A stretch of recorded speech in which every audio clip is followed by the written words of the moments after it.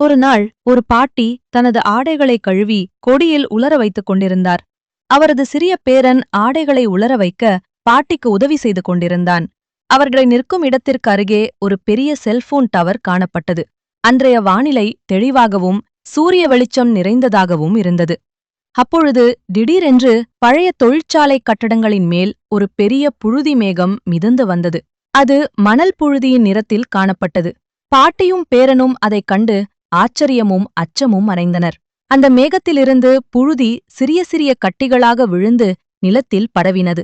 பேரன் பயத்துடன் கேட்டான், பாட்டி, என்ன இது? பாட்டி பதில் சொன்னார், எனக்கே இது என்னவென்று தெரியவில்லை. என் வாழ்நாளில் இதுவரை இது போன்றதை பார்த்ததே இல்லையே. அப்பொழுது அந்த மிதக்கும் புழுதி மேகம் செல் டவரில் மோதி உடைந்து அந்த இடம் முழுக்க புழுதியால் நிரம்பியது. பாட்டியும் பேரனும் அச்சத்துடன் ஓடி வீட்டுக்குள் சென்று கதவை அடைத்தனர். ஜன்னல் வழியாக வெளியே பார்த்தபோது கடுமையான காற்று வீசியது. காற்றின் வழியே பரவிய புழுதி அனைத்தும் கலைந்து இடம் பழைய தெளிவான நிலைக்கு வந்தது.